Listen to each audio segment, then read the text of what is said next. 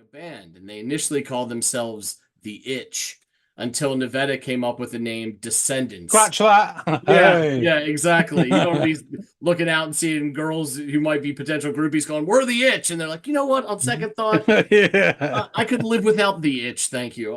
So yeah.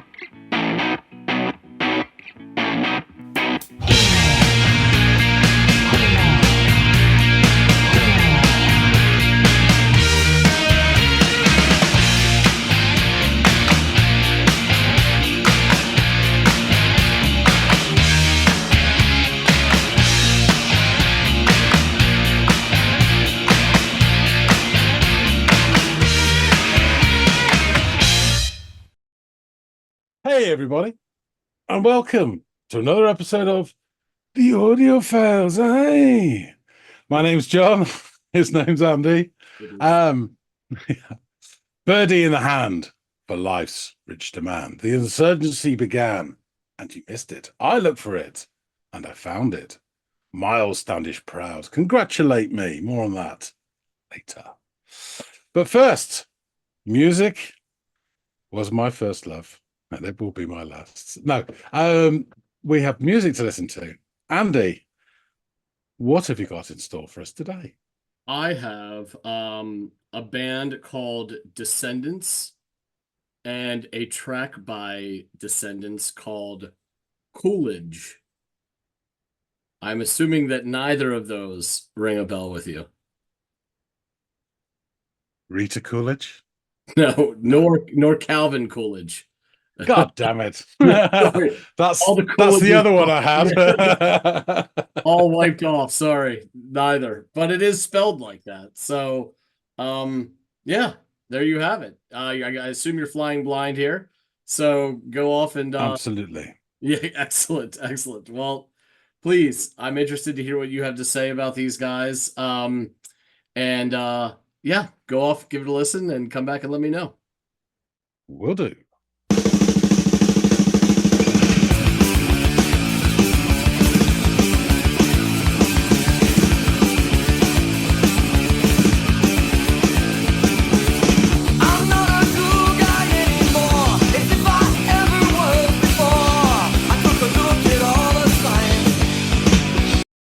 I was going to start. I like that old school sort of starts with a drum roll.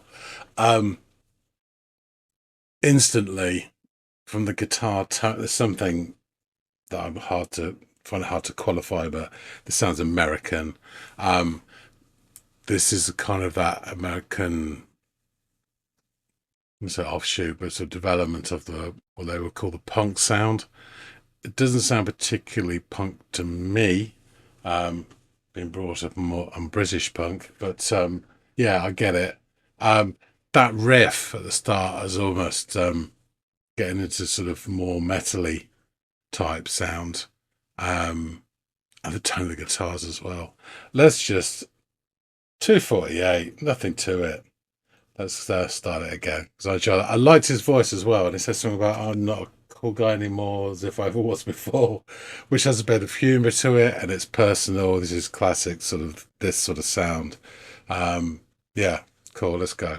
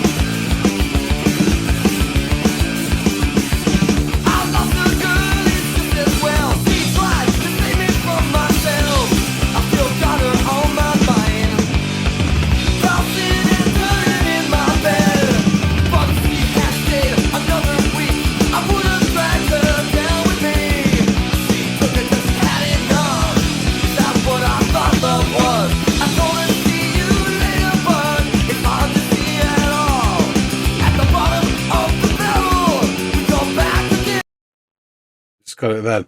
I was trying to listen to the bass. I don't know if it's my ears or it's the mix, but it's quite low down, but it's doing really interesting stuff. Drummer's earning his keep. He's really putting the sort of cut and thrust into this, which is really cool. Yeah, this kind of feels almost like that, getting towards that skater sort of stuff. It's kind of recognizable, but I don't believe I've heard this before, unless it was on the Tony Hawk's game. And then I may have heard it several thousand times, but I don't think so. But yeah, it also makes me. This is clearly like you can see a bit of Green Day in this, or how Green Day develops from this sort of sound. Yeah, but yeah, drummer's excellent, really, really cool.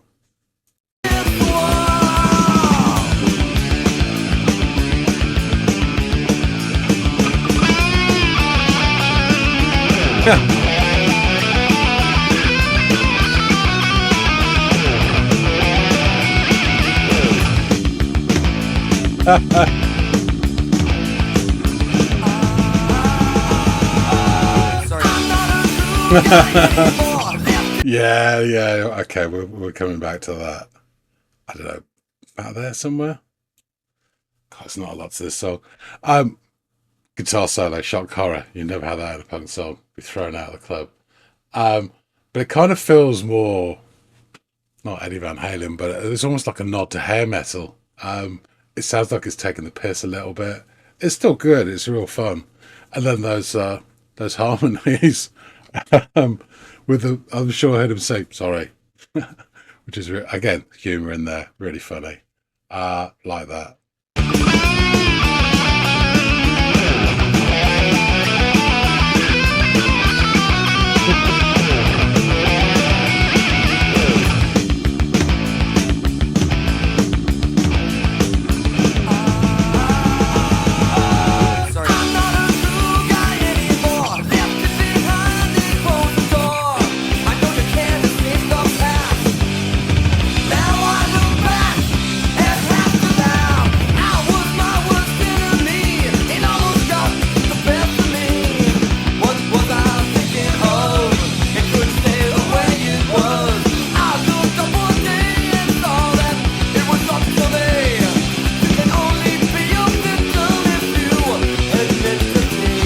Bass.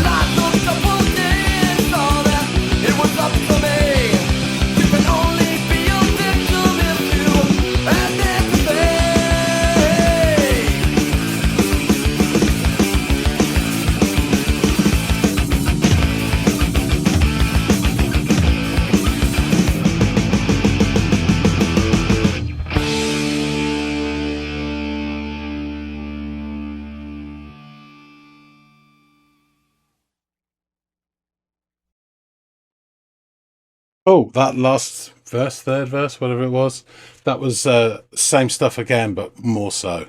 There's a couple almost like stutter stops in there as well. Drums going crazy. He did a great job, really did. I was sort of punctuating this song, um, and then ending on a sort of riff, and then that chord. Yeah, this is nice stuff. Enjoyable, definitely. Um, it makes me think about the sort of difference between British punk and American punk, and I'll have a little ponder on that. Um, but yeah, this is a lot of fun, a lot of energy, short song, but actually it felt like the right sort of length of the song. I wasn't thinking this could go on for another 2 minutes. It just perfectly formed. Yeah, a lot of fun. It's good stuff. All right, I have to find out a bit more about Descendants by going back and chopping it up with Andy. All right. It was a quick song. You weren't gone very long. So, Mm. what did you make of this track? Well, this is interesting, and it kind of made me think about a few things. But yeah, I have to say off the bat, I do not think he had anything to do with 1920s American politics. Um, I will say, thank God it wasn't Harding or Hoover. Yeah, fucking hell. Anyway, I'll get into that. So old school start with a drum roll, always nice, and then we're into a rollicking beat, Yeah. and instantly, and when I say instantly, I'd say 3 seconds. I can tell we're listening to an American band. It's something about the tone of those guitars and the rapidity of the strums that has a certain flavor to it. Um, I could be more specific, but I will just embarrass myself if I guessed as to the locale, but I have an inkling. Mm. Anyway, I'll keep quiet about that. So that first riff, as it were, could almost be a gentler sort of metal theme, or indeed a skater tune. Um, I got an idea of where this was from roughly, but you have sort of echoes before and after of this kind of music as well, which is interesting. And I guess where it fits in the timeline would be interesting as well. So looking forward to finding out about that. But Mm. yeah, something about it makes it feel recognizable straight away, even though I've never heard it before, I don't think, unless it was featured on a Tony Hawk's game. In that case, I've probably listened to it over 1,000 times and not taken it in. But yeah. Um, so as it starts, we then get that classic sort of chugga chugga chugga as the singer begins, which is a Yeah. lovely little tick mentally. He has got a great voice in context of the song, Yeah. just fits perfectly. He does have that voice, which I will say has connotations of, and you get this in different periods, and we've said this about different bands as well.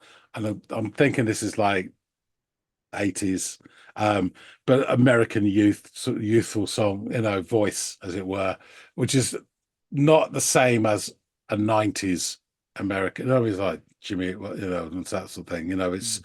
But there is a tone to this, which again sort of puts it in a certain place and time for me mentally.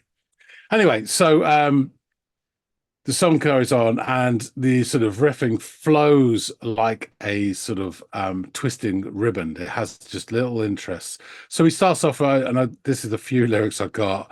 I'm not a cool guy anymore, as if I ever was before, which kind of sets the tone of the song instantly. You get this sort of, I get this quite a lot, this sort of music where it's about personal situation, usually women, parents, school, booze, that sort of thing. It's those sort of topics which sort of get you into the mind's eye of the singer and their audience and what's important to them at the time, which is relatable as well. And it's Mhm. a slightly different to how 18, 19, whatever year old would be in the UK to America, but some things are universal. And people not understanding you, or girls treating you bad, or not being able to get your way. Why can't I get just one more kiss? All that sort of stuff. That's universal. So yeah, again, it sort of gets you into it. You get some variation in the melody. It's sort of like the sort of riff patterns or strumming patterns sort of change, and it's a little bit choppy, which is again quite nice. And with these drum or mini drum fills as well, which is really interesting, and more of that later. But as he sings, what was I thinking of? Something about can't stand the way it was. That sort of changes for a bit, and then it launches back into the sort of original riff. And just that sort of 5 seconds, I I just saw, yeah. And there's a bit of group sing on one of the lines as well. And you could really see the origins of Green Day. I mean, like really, you see what Green Day sort of, oh, we'll have a bit of that, which is nothing wrong with that, but it's just really cool to see, actually. I was expecting them to slow down and say, I hope you're having the time of your life, but it's really cool. So end of the verse, and then there's that almost metal riff again, and then it's more of the same continuing. More really excellent drumming. He's really punctuating and pushing through the energy and the pace of this whole song. I really like the drumming in this track. I noticed in parts, and actually it grew towards the end, the bass was toiling away with some Yeah. really interesting runs, but it was quite low in the mix, particularly in the first part of this, or first like minute and a half of the song. It was hard to pick up. It was only little bits, and then the third verse, you could really hear the bass. Well, I could anyway, to my untrained ears. Um, but really doing a great job. So then, if we go through that sort of second verse, you want to call it, I don't know how much different the lyrics were. I wasn't really catching them at this point. But then, shock horror, a brief guitar solo. Mm. Now, of course, you know the rules. Why, when they formed the Rotor Manifesto, no guitar solos. And so they would be thrown out of the punk club in the UK on principle alone. Yeah. But I would say that this guitar solo, although it's, don't get me wrong, it's not like done bad. It's very competent. It's great, but it kind of feels a bit like a piss take, almost like a nod to hair metal in a way, Uh-huh. But sort of like, and it's a dozen seconds or so. It's quite really short. And then we get some dynamics.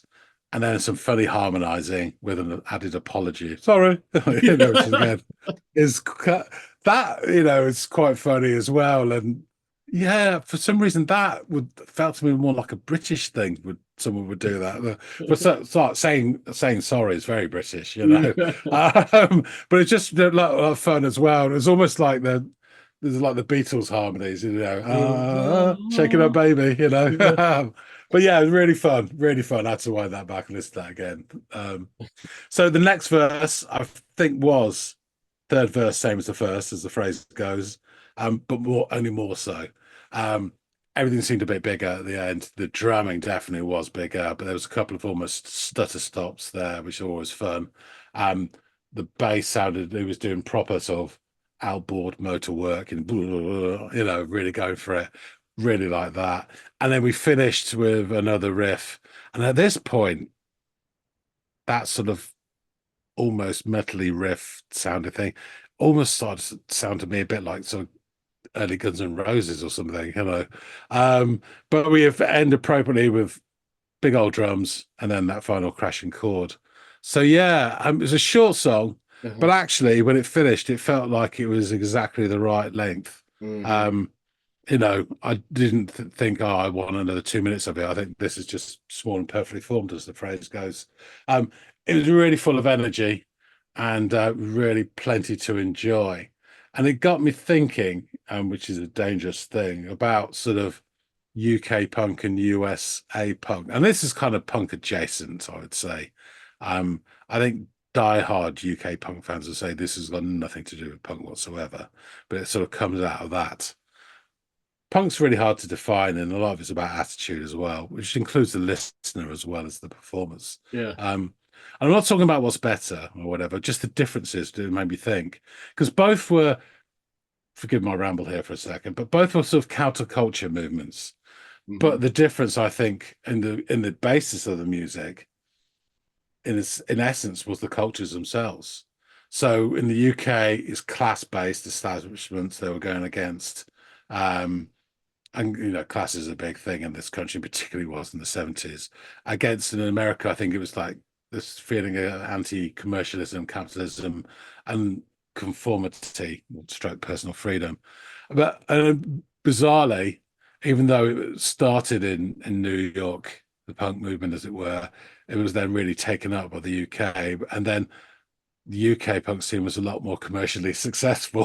Mm. God knows why, but it encompassed a lot of political and social comments. Um, Whereas I think the USA punk was a lot more personal and sometimes, not always, but often contained humor as well, whether it be self-deprecating or otherwise, or Hmm. um, and I think the sound of the two movements, and then we were talking really broad sort of strokes here and isolating, but I think British punk was in general slightly more melodic, but also more varied and more chaotic, and probably more aggressive in intent.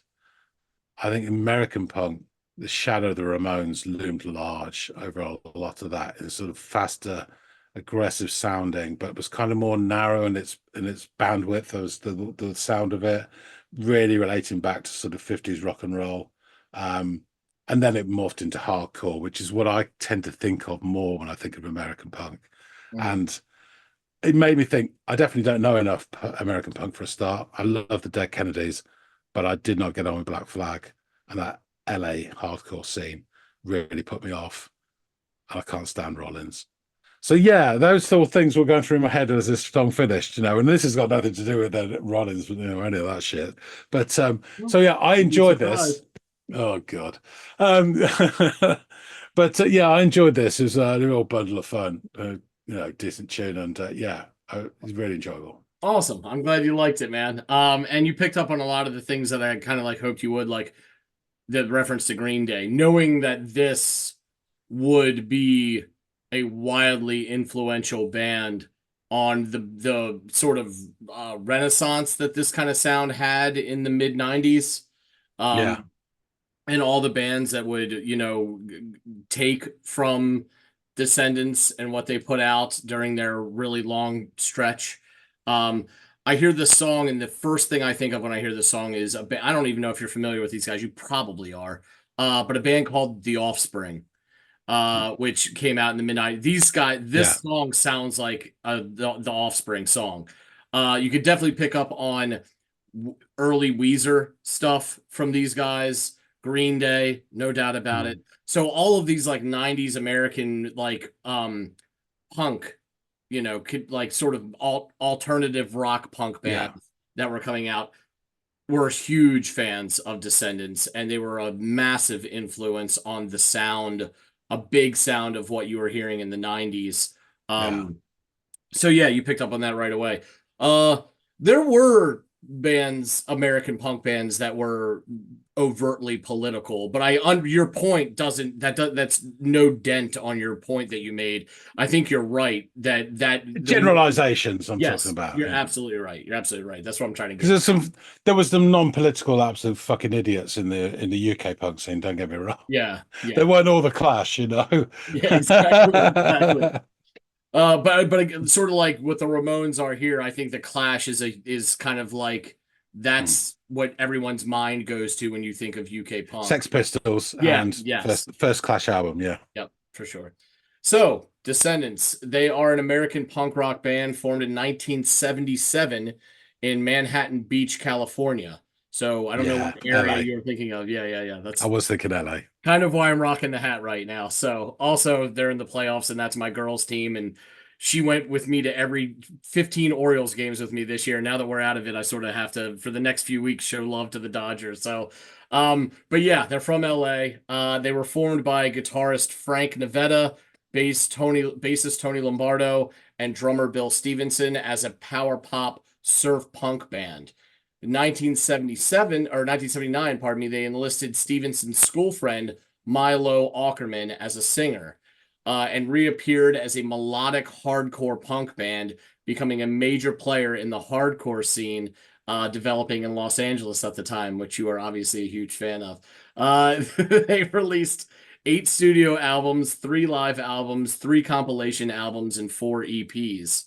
And since 1986, the band's lineup has consisted of Ackerman, Stevenson, guitarist Steven Egerton, and bassist Carl Alvarez. So that foursome is really what everyone knows as Descendants. But in order to get there, they had to start from somewhere. So in 1977, friends Frank Navetta and David Nolte began writing songs on acoustic guitars with the intention of forming a band. And they initially called themselves The Itch until Navetta came up with the name Descendants. Scratch that. Yeah, Hey. yeah, exactly. You don't be looking out and seeing girls who might be potential groupies going, "We're the itch," and they're like, you know what? On second thought, Yeah. I could live without the itch, thank you.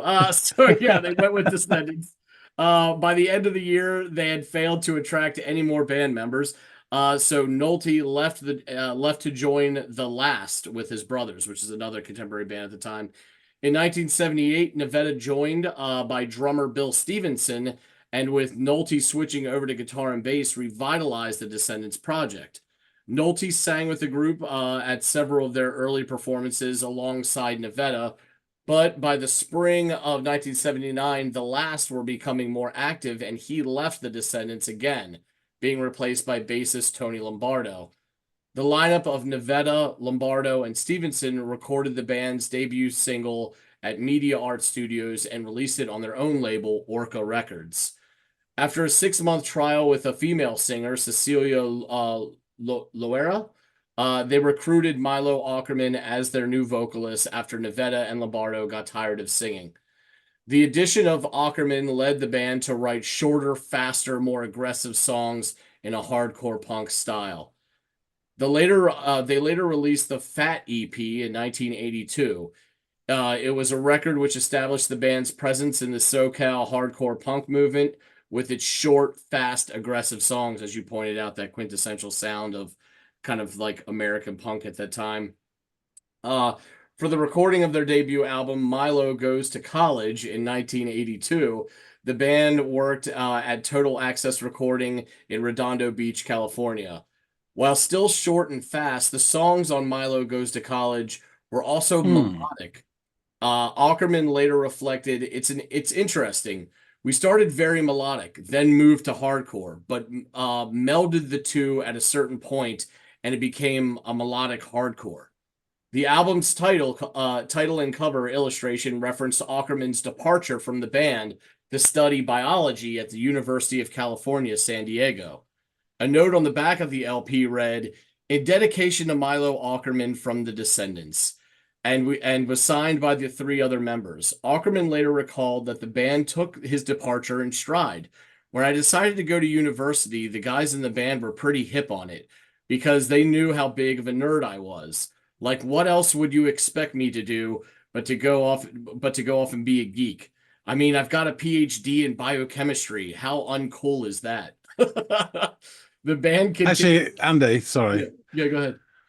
It's so weird because Milo Goes to College. Uh-huh.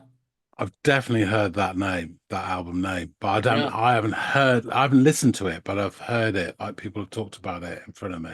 Oh But yeah. it Well, sounds weird. it's their first big, like once they Hmm. ironed out their sound as they were going back and forth between surf punk, regular punk, hardcore, and they sort of found their sound, and in it this really influential sound because again it's like injecting melody into hardcore, Yeah. which to that point wasn't done.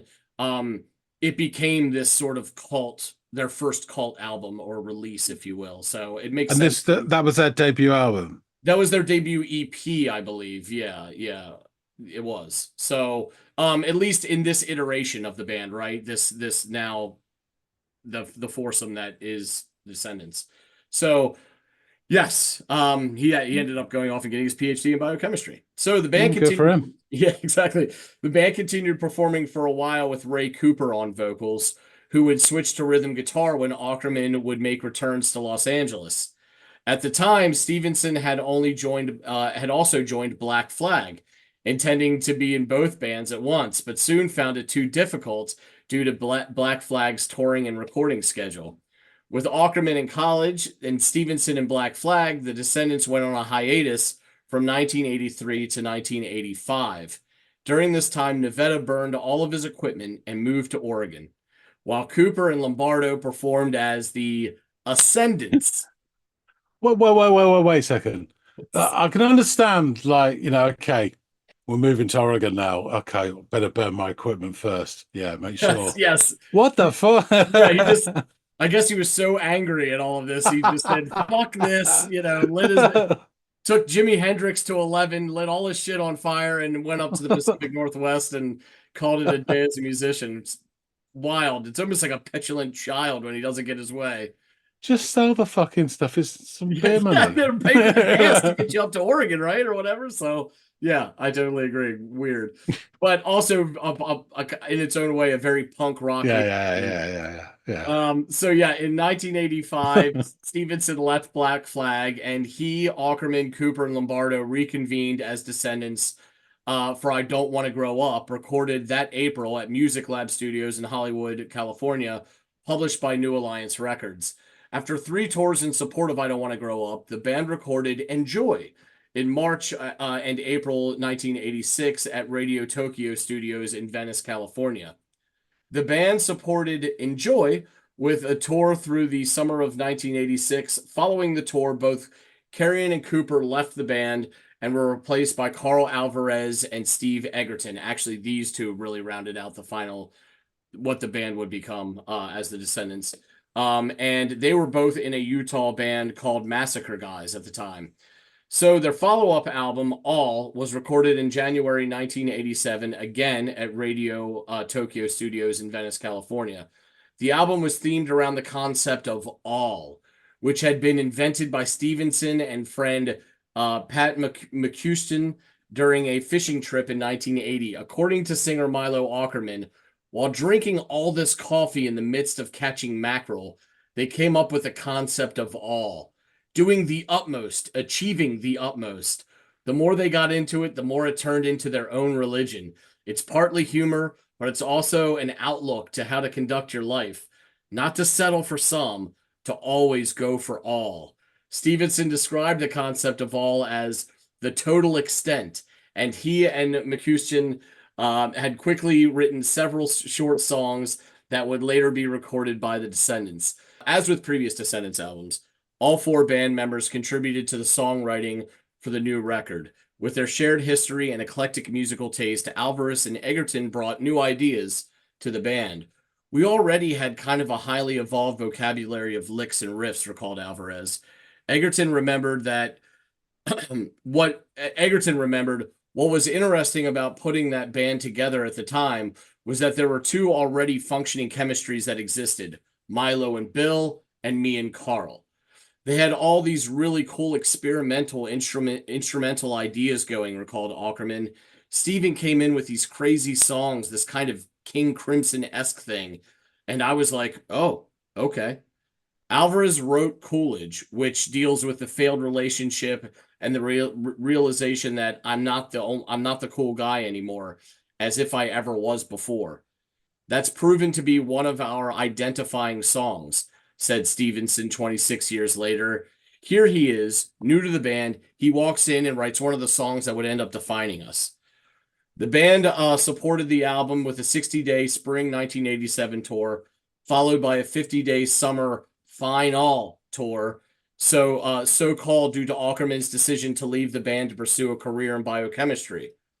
The band would continue to reunite, record, and then take healthy hiatuses from time to time, pretty much from this point forward, in some cases forming and or participating in other musical projects, but ultimately always returning to Descendents to continue touring and making music. So, critics have cited their earlier music style, which reflected hardcore punk being influential to modern day skate punk and pop punk, which I outlined earlier and you picked up on. Stephen Blush, author of American Hardcore, A Tribal History, remarked that their cheeky love song, disguised as hardcore blasts, became the most aped formula in rock and roll. Mike Duranko of All Music wrote of All, with this record, not only are they forgiven for the bad spots to be found on here, it's not like they can't be skipped over, but their last release, Enjoy, will be forgotten because of how good it is. He remarked that the relationship-themed songs prove that the most creative music comes from personal tragedy. And Jenny Alescu of Rolling Stone praised several of the album's songs as being among the Descendents' best works. All is often underrated because of the strange pseudo-arty instrumental tracks on its second half, which I actually like. Nonetheless, the album features three of the band's best songs, Camage, Coolidge, and Clean Sheets. The subjects are perennial, but the band's sophistication as lyricists has grown. Coolidge is about accepting one's uncoolness, and Clean Sheets talks about being forced to sleep on the floor after a lover's infidelity sullies the sheets. So, let's get into these lyrics. I'm not a cool guy anymore, as if I ever was before. I took a look at all the signs, then rolled it over in my mind. The feelings I could not release became a bitter part of me. What was I thinking of? It couldn't stay the way it was. Looked at my reflection and saw a stranger's face. I saw where I was going and I had to walk away. I lost a girl. It's just as well. She tried to save me from myself. I've still got her on my mind, tossing and turning in my bed. But if she had stayed another week, I would have dragged her down with me. She took it till she had enough. Was that what I thought love was? I told her, see you later, but it's hard to see it all. At the bottom of the barrel, You're back against the wall. I'm not a cool guy anymore. Left it behind and closed the door. I know you can escape the past. Now I look back and have to laugh. I was my worst enemy. It almost got the best of me. What was I thinking of? It couldn't stay the way it was. I looked up one day and saw that it was up to me. You can only be a victim if you admit defeat. Well, I looked up one day and saw that it was up to me. You can only be a victim if you admit defeat. And there you are. Those are the lyrics.